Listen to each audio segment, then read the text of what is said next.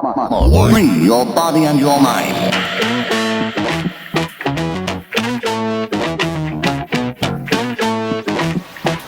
One, two, three. Bounce.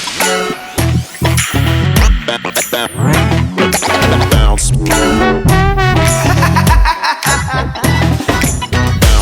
Y'all ready to turn it up tonight?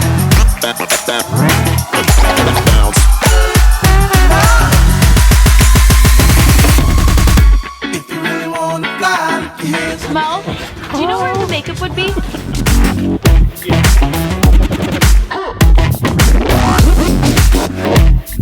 You need a vat to cover that thing up. Like a paint roller.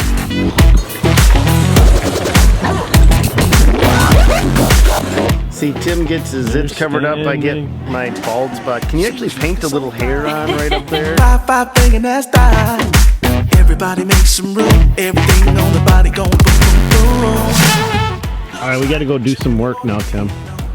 All right, guys, I want to share something with you. I was asked by a network to come up with a television show for them based around heavy equipment. And I want to actually share it with you guys and see what you guys think of this idea. Now, the network didn't end up buying it, so you're never going to see this, but I want to hear from you guys. If this did ever go to air, would you have watched it? It would be kind of cool to find out from you guys what you think of this. My whole overall concept with this thing was, for every episode that we built, I wanted to actually create a behind-the-scenes YouTube video telling actually what happened during the process. And so today, after the end of this video, I'm going to actually share with you a couple stories that the production company didn't know about and the network certainly didn't know about, but it was still actually pretty fun. Guys, watch this and tell me what you think of this. Let's get into this thing.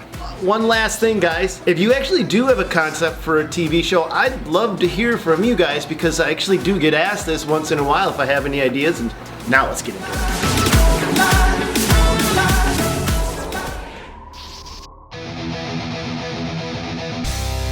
America's got jobs. Look at that thing, it's a beast. Big jobs, small jobs, and everything in between. But to do those jobs means you need the right tool at the right time. That's where I come in. My name is Stan Genetic. I buy, find, drive, and everything. If it's got tires or tracks, a bucket, boom, or a blade, woo! I'm your guy, and this is Man Meets Machine.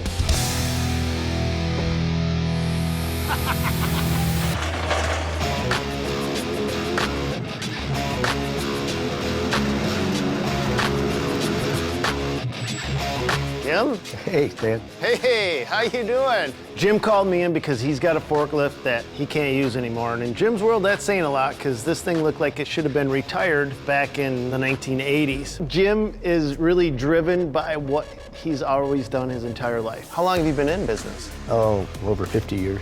Really? Yeah, I started when I was 20. Okay. You mean, just looking around it, and it looks like this place is awesome, man. Look at Well, it's old, like me. What is this? The Whiz Register? Right. So you telling me this is like a cash register? No, it's just a receipt machine. It's got to be way over 100. We still use it, though. I love it. Well, so Yeah. what's going on? Well, the main loader we use every day has electrolysis in one of the cylinder liners, so we're pouring water in the oil. Otherwise, we're perfect. 50% of our income is from crushed cars. Okay. So we try to crush 3 loads a week, 18 cars per load. Okay. And that kind of keeps us above water. He's been crippling along over the last 20, 30 years with this forklift that's broken down, and it's time for a new piece of equipment. That's where we come into play. You can't be down even for a day. Well, I shouldn't be, but I already am, so Okay. that's why I called you. All right. So you've got to move them I've got to, yeah, or be out of business. Wow. We're gonna find you some new equipment. Doesn't have to be new to me. Okay, what kind of a budget are we looking at with this? I'd like to stay under 20,000. Let's walk out there and see what we're getting into. Okay. Good. All right. Jim's yard. It's kind of like the apocalypse. It is the scrappiest of scrapyards, the junkiest of junkyards, the dirtiest salvage yard that I've ever been in. So we need to get these down. Oh yeah, before they put me out of business. What are we looking at for conditions that we have out here? Right now it's taking him 30 minutes to pick up a car, bring it over, drain it, prep it, get it ready, put it in the crusher, flatten it out, stockpile it, and get it ready to go on a flatbed truck. So he's been doing that with a forklift that's broken down. He's got to crush 18 cars every single day just to make ends meet. We need to have something that can go through the mud pretty well. Oh, yeah. This is like a maze back here, Jim. And I also see you've got trucks, you've got vans, so we need something that can lift quite a bit, don't we? Our goal is to crush 18 cars in a day. I'd like him to be able to crush up to 24, 30 cars without even blinking an eye. All right, I'm off to the races. All right, good.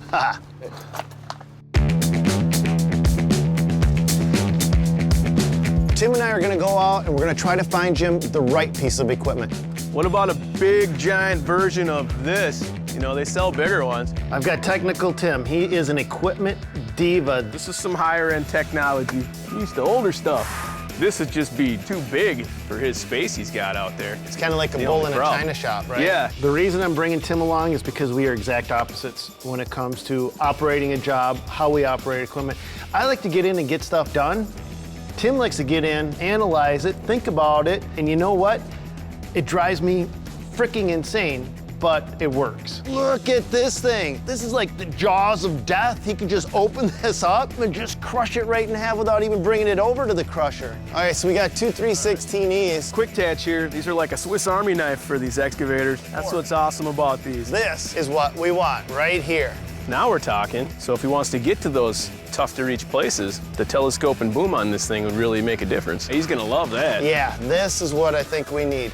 We found 3 pieces of equipment, and I'm really excited to take them over to Jim's and show them off. These are perfect for his site.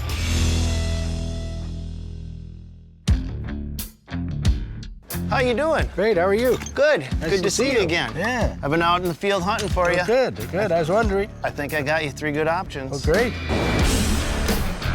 So the first thing Tim found for Jim may not look like much.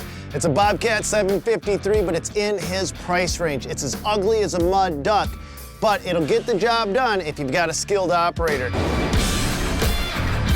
Now the next piece of equipment I found is a Cat 966C. This comes in right at Jim's budget, around $20,000. So now where the Bobcat and the payloader are different is this thing can lift over 36,000 pounds. Another option that we're bringing to the table is called a Telehandler. It's kind of like a go-kart, met a forklift, and they got married. The Telehandler has the power, it has the reach, but it also has the price that goes along with it. This is going to be just a little bit out of Jim's budget, but if we can increase his productivity out on his site, it may be worth it to him.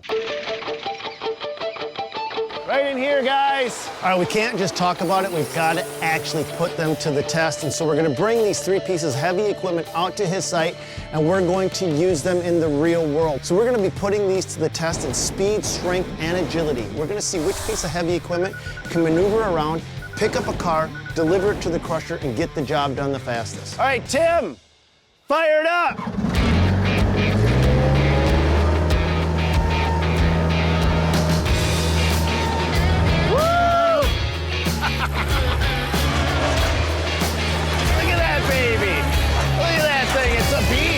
That's a Bobcat 753.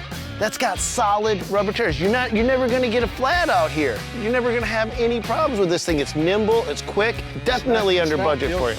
All right, Tim, let's go move a car. Let's show Jim what this thing can do. Are you serious?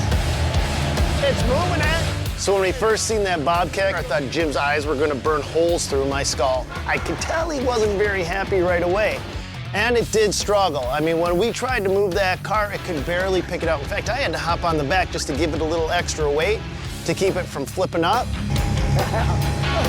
So I gotta tell you, Tim, your choice of bringing that Bobcat out there, you know what? I was actually pretty impressed with the way you were able to handle it. That's a fun, nimble machine. Now, I couldn't imagine anybody else being able to do that, and the way you were able to spin that around and make it dance, and it's small, and it was just the right size for you. It's not the size, it's how you use it, right? I didn't even think that it would move a car as far as it did. I think it's a joke. I mean, if Jim was running a smart car salvage yard, that may be the right choice for him, but forget it. It's not happening. That's enough of that one. Yeah, well, next one will be better. It's gotta be. Come on, Tim, bring that one in.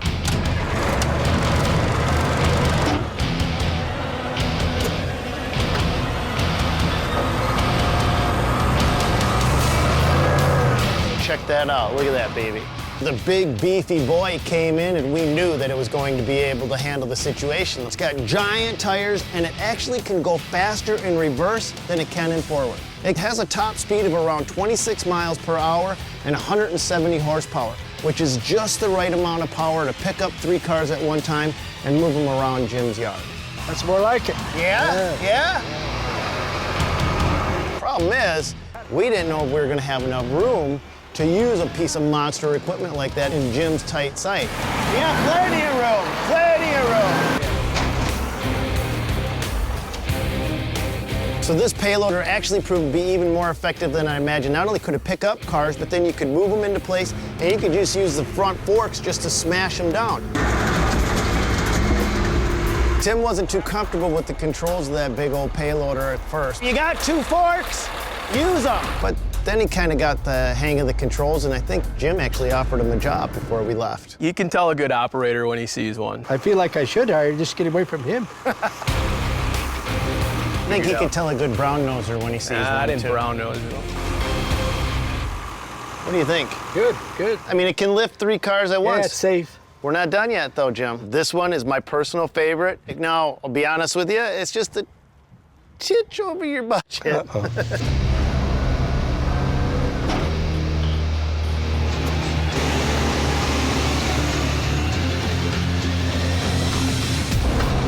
Look at that bad boy. Now this is a Cat telehandler. You've got downriggers in the front. You can literally put these down, lift the front end off the ground, stabilize it so you can reach up. This boom will actually telescope out, allowing you to grab cars from way over the top without even coming close to them. You should have seen the look on Jim's face. You could tell he was in love. It gets even better yet. I want to show you exactly what this thing can do. You can do what's called the crab walk. Now watch both sets of tires. They're going to actually steer counterwise, allowing you to rotate 360 degrees on a dime. If your operator gets a little uncomfortable, he can always just level himself out. You're kidding. Right, you can bring it right down. Look at that. And have them step right in. It actually is better yet. You see that smart car over there? You think I can grab that? From here?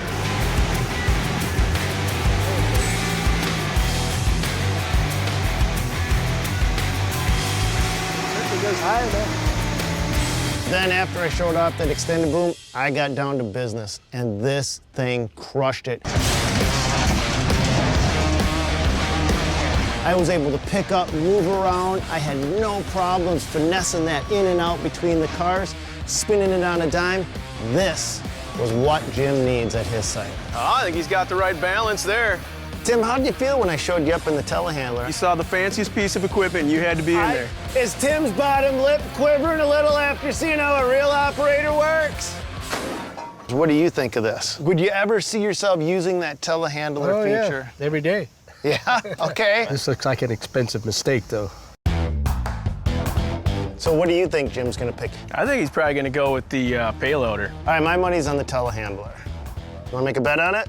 Sure. All right, done. I showed you 3 options. We've got the skid loader. It's nimble, it's agile, it's compact, and it comes with built-in air conditioning because all the windows are already broke out of it. Perfect for Jim's site. Or that big, massive payloader. It's got giant tires, has enough power to pick up 3 cars at one time and move it wherever Jim wants to put them.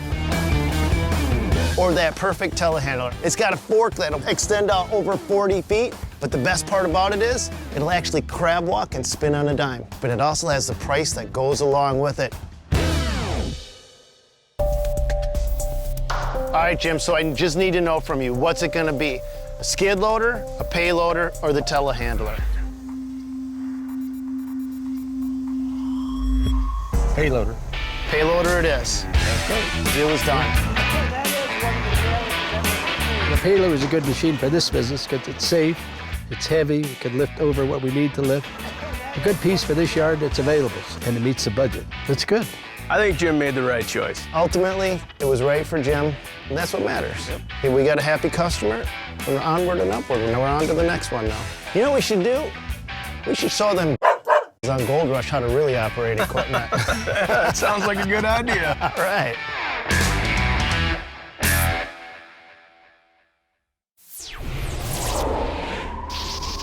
All right, guys. Well, now this was a blast. I got to go to California and work with Hoff Productions, but there was stuff that happened that not even Hoff Productions knew about, and I promised you some of that stuff. And if I was going to move forward with this whole concept, these are things you would see in my YouTube video, like the fact that while I was actually stacking the cars to do this, to do these outtakes, the roof ripped on one of the cars. And so while I've got it on the telehandler and I'm booming it up, the roof just tore through and the car came crashing down right on top of me. So I'm sitting in the telehandler with the car all the way wrapped around my lap. And I kind of glance over to see if the camera crew had seen it. They didn't even notice it. So I'm real quick trying to get the car off from the telehandler before anybody sees it, because I knew these guys would just, I mean, they were so overprotective during this entire process that I knew that this would have flipped them out. In fact, I was actually shooting a YouTube video on this while I was making this show. And I was actually standing in the street just trying to get a good angle to shoot the Jim's Wrecking Yard. And they got so sick of me kind of wandering off and back and forth that they put a handler on me. Yeah, a monkey handler, right?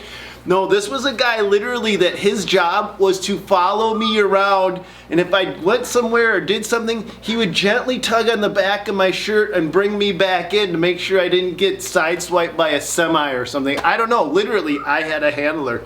That was just too funny. I mean, this entire experience was awesome. I love working with Hoff Productions, and I would have loved to have been able to bring you this TV show, because ideally I wanted to bring you the behind the scenes on the YouTube channel and just kind of make it a whole concept that I think would have been great. But now I want to hear from you guys. Do you like the show? Do you have a better idea for a show? Because sometimes I get asked, hey, what kind of shows would you like to make? And I don't know. I mean, I just run heavy equipment. So I'd love to hear from you guys. Let me know in the comments down below. God bless you guys, and go make your dreams come true. I hope you guys have an